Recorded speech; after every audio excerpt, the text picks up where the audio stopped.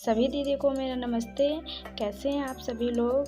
तो स्वागत है आप सभी का मेरे यूट्यूब चैनल पे। तो आज मैं अपने इस वीडियो में आप सभी को दिखाने वाली हूँ कि समूह की जो ऋण पुस्तिका होती है उसको कैसे लिखा जाए, और जो समूह के जो पासबुक मिलते हैं दीदी जिसमें बचत लिखा जाता है तो उसको भी मैं लिखना दिखाऊंगी आप सभी को किस तरीके से लिखा जाए। बहुत आसान तरीके से लिखना दिखाऊंगी आप सभी को।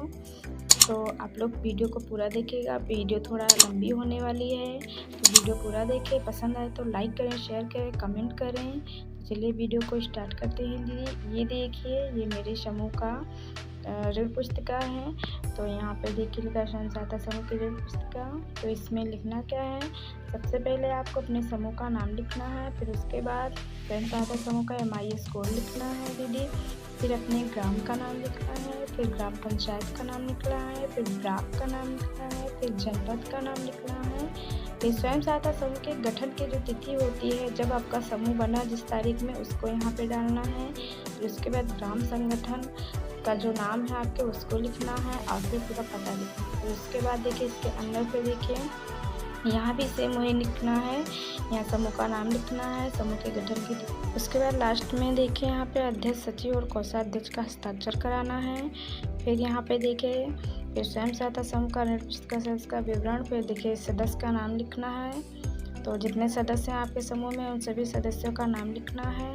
फिर सदस्य को आवंटित पृष्ठ संख्या, जहाँ से अगर किसी दीदी को बाद में जोड़ा गया दीदी तो वहाँ पृष्ठ संख्या डालना है, बैठक संख्या डालना है, कितने बैठक से यहाँ लिखा गया। फिर उसके बाद में अंदर देखिए यहाँ पे फिर यहाँ पे क्या लिखना है दीदी। यहाँ पे देखिए दीदी यहाँ पे लिखा है सदस्य का नाम। सबसे पहले यहाँ पे आपको सदस्य का नाम लिखना है। चलिए मैं भर के आप सभी को दिखा रही हूँ। तो यहाँ से देखिए मैं लिखने जा रही हूँ। यहाँ पे जैसे मान लीजिए मेरे समूह में दीदी का नाम है सीमा, तो मैं उन्हीं का भर रही हूँ। तो देखिए मैंने यहाँ सीमा लिखा और फिर उनके पति का नाम मैंने लिख दिया। यहाँ पे उनके पति का नाम है बलराम, तो मैंने उनका भी नाम यहाँ पे लिख दिया। और इसके बाद देखिए ग्राम संगठन का नाम, आपका जो ग्राम संगठन का नाम है उसको यहाँ पे दीदी लिखिए। मेरे जो ग्राम संगठन का नाम मैंने यहाँ पे भर दिया है। देखिए मेरे ग्राम संगठन का नाम है खुशी प्रेरणा ग्राम संगठन है, तो मैंने खुशी प्रेरणा डाला। फिर उसके बाद में यहाँ देखिए सदस्य का क्रमांक, तो जो हमारी सदस्य जो सीमा दीदी हैं वो किस क्रमांक पे हैं, जैसे 1 नंबर पे हैं, 2 नंबर पे हैं, कौन से जगह पे हैं तो उसको डालना है। यह हमारी 5 नंबर पे हैं तो यहाँ सदस्य क्रमांक डालना है। फिर स्वयं सहायता समूह का नाम यहाँ पे डालना है, तो मैं समूह का मैंने नाम डाल दिया। फिर देखिए यहाँ पे ग्राम का नाम लिखा है, तो यहाँ पे अपने ग्राम का नाम लिख लीजिए। तो देखिए मैंने यहाँ पे अपने ग्राम का नाम लिखा और उसके बाद देखिए चले आगे फिर देखिए दीदी यहाँ मैंने दिनांक डाला 3/1/2023, फिर ऋण डाला 1000 रुपये और उद्देश्य दुकान के लिए, और ब्याज 2% है दीदी। वैसे तो 1% लगता है लेकिन मैं अपने समूह में 2% ब्याज लगाती हूँ। फिर ये देखिए 5 किस्त राशि होगी जो ये दीदी किस्त वापस करेंगी। तो दीदी यहाँ पे देखिए पहली किस्त हमारी 3/2/2023 को होगी और किस्त राशि 200 रुपये और ब्याज 20 रुपये है। फिर यहाँ बकाया के साथ मांग में भी 200 रुपये और ब्याज 20 रुपये होगी। फिर यहाँ ऋण वापसी के विवरण में भी 3/2/2023 और किस्त की राशि 200 रुपये और ब्याज 20 रुपये होगी। तो जो आगे लिखा जाएगा दीदी वही यहाँ पीछे ऋण वापसी में भी लिखा जाएगा, क्योंकि हमें ट्रेनिंग में इसी तरीके से बताया गया, वही मैं आप सभी को बता रही हूँ।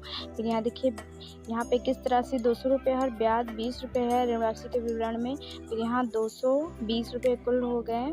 फिर यहाँ बकाया विवरण में कुछ नहीं लिखा है क्योंकि बकाया भी यहाँ शेष राशि में लिखा जाएगा। तो यहाँ देखिए मैंने शेष राशि में 800 रुपये लिख दें क्योंकि अभी बकाया है। और फिर यहाँ पीछे जो हमारी बुक कीपर होंगी उनका साइन होगा, यहाँ पे हस्ताक्षर होगा। फिर अगली किस्त जब अगले महीने में होगी तो 3/3/2023 में होगी, तो यहाँ पे भी 200 रुपये। और फिर यहाँ देखिए घट गया ब्याज यहाँ पे क्योंकि हमें अब 800 का ही ब्याज देना है, तो यहाँ 16 रुपये हमें ब्याज देने हैं।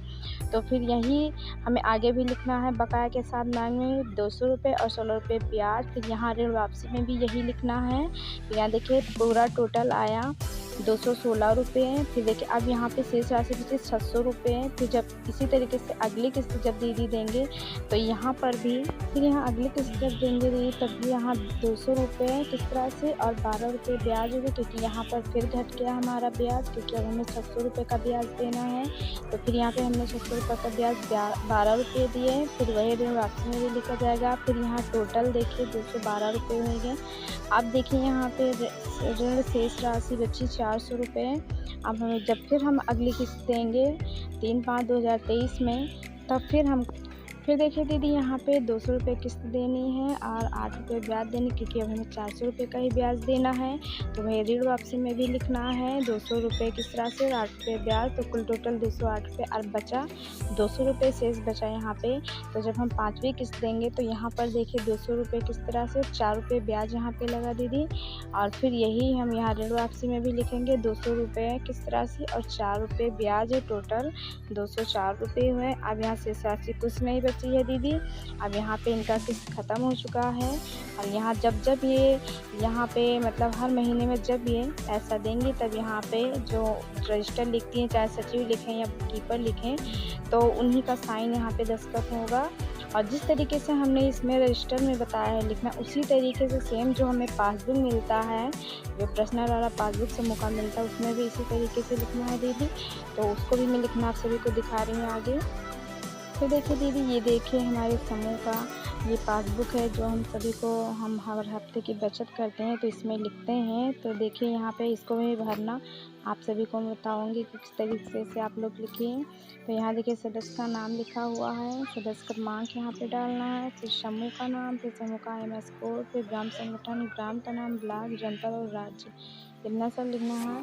फिर देखिए यहाँ पे अंदर यहाँ पे क्या क्या भरना है दीदी। यहाँ पे देखिए समूह में जुड़ने की तिथि भरनी है, जिस दिन दीदी समूह में जुड़ी उसी दिन।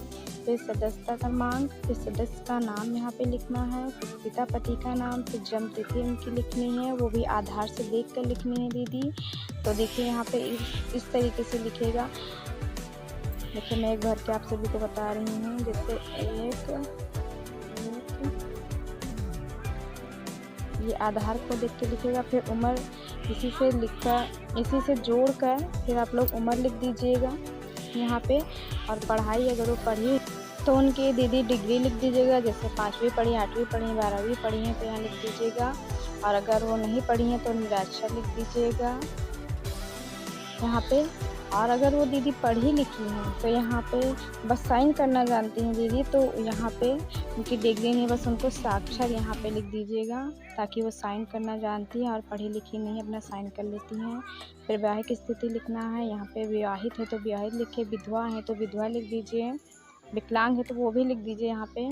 अब देखिए व्यवसाय में आपको क्या लिखना है, गृहिणी, क्योंकि महिलाएं घर ही का काम करती हैं, वो कोई सर्विस तो करती नहीं है। फिर उनकी वार्षिक आय तो कुछ नहीं, क्योंकि वो गृहिणी घर ही का काम करती हैं। फिर जाति, अगर उनकी SC है तो SC लिखिए, OBC है तो OBC लिखिए, जो उनकी जाति उस तरीके से उन्हीं का लिख दीजिए।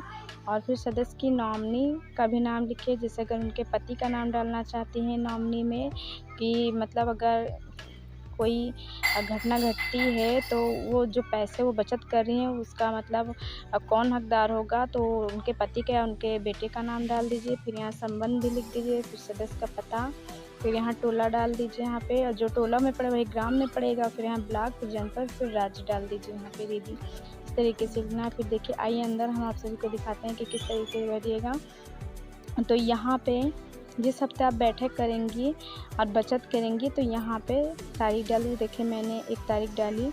अब बचत आपने 10 रुपये की, बचत पर ब्याज कुछ नहीं है तो यहाँ पे भी 10 रुपये डालेगा। और यहाँ जिनका पासबुक है ये उसी से हस्ताक्षर उन्हीं के सामने करवा लीजिएगा। जब आप पैसे चढ़ाएंगी तब वो पदाधिकारी हस्ताक्षर करेंगी। फिर जब दीदी दूसरे हफ्ते में आप लोग बचत करेंगे तो इस तरीके से लिखिएगा। दूसरे हफ्ते में जो तारीख पड़ेगी उसको डालिएगा। और यहाँ पे देखिए हम फिर 10 रुपये लिख रहे हैं, क्योंकि दूसरे हफ्ते में हमने बचत की है 10 रुपये। और फिर यहाँ पे 20 रुपये क्योंकि हमें टोटल लिखना है, क्योंकि 10 पहले का और 10 आज का 20 करना। और फिर तीसरे हफ्ते का देखिए दीदी इस तरीके से लिखा, मैंने तारीख डाला तीसरे हफ्ते का, यहाँ फिर मैंने 10 रुपये लिखा। और फिर यहाँ 30 रुपये लिखा, क्योंकि 10 जोड़ के यहाँ टोटल लिखना है दीदी, कुल बचत और जब जब आप यहाँ पे बचत चढ़ाइएगा तो जिस दीदी का ये पासबुक हो उनसे हस्ताक्षर करवाइएगा। अगर हस्ताक्षर करती हैं तो करवाइए, अगर अंगूठा लगाती है तो उनसे अंगूठा लगवाइएगा। और फिर चलिए अब यहाँ चलते हैं।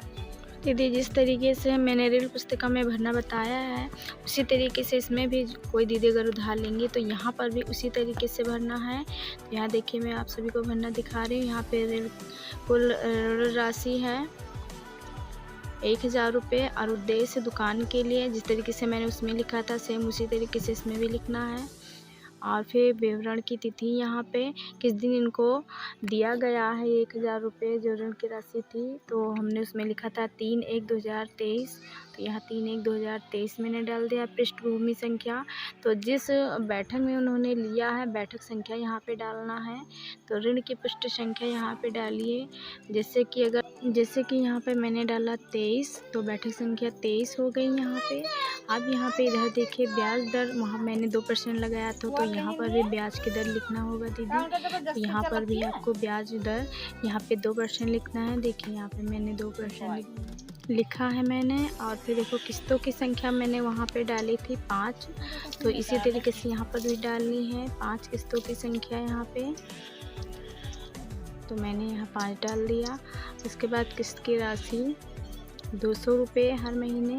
फिर किस्तों का समय 1 महीने मासिक लिखना है यहाँ पे, क्योंकि महीने में ये दीदी देंगी यहाँ पे। अगर वो हफ्ते में देंगी तो फिर हफ्ता में लिखिएगा, अगर महीने में तो महीने, वरना आप एक मुश्त भी लिख सकती हैं कि एक बार में ही एक मुश्त में देंगी वो पूरा।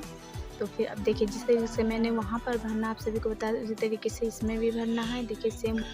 तो देखिए दीदी यहाँ पर मैंने सब भर दिया है। आप लोग यहाँ पे रोक के वीडियो देख लीजिएगा और भर लीजिएगा इसी तरीके से। तो आप सभी को कैसी लगी ये वीडियो और जानकारी मेरे द्वारा दी गई कैसी लगी आप सभी को, आप लोग कमेंट बॉक्स में ज़रूर से बताइएगा दीदी। और जो लोग मेरे चैनल पर नए आए हैं वो मेरे चैनल को सब्सक्राइब कर लें और इस वीडियो को लाइक करें, शेयर करें, कमेंट करें। और एक बात और दीदी कि ये समूह का जो ऋण पुस्तिका है इसमें पैसे का लेन देन बहुत अच्छी तरीके से लिखिएगा। अगर एक भी रुपये इधर उधर चला गया लिखने में तो बहुत दिक्कत हो जाएगी दीदी, और समूह दीदी आपका चल नहीं पाएगा, टूट जाएगा। तो इसलिए पैसे का लेन देन और हिसाब किताब बहुत अच्छे तरीके से लिखिएगा और बहुत आराम से लिखिएगा। और अगर आपको कोई क्वेश्चन करना है तो आप लोग कमेंट बॉक्स में मुझसे पूछ सकती हैं, मैं आप सभी के क्वेश्चन का आंसर दूंगी। और मिलते हैं अपने नेक्स्ट वीडियो में, तब तक के लिए सभी दीदियों को मेरा नमस्ते।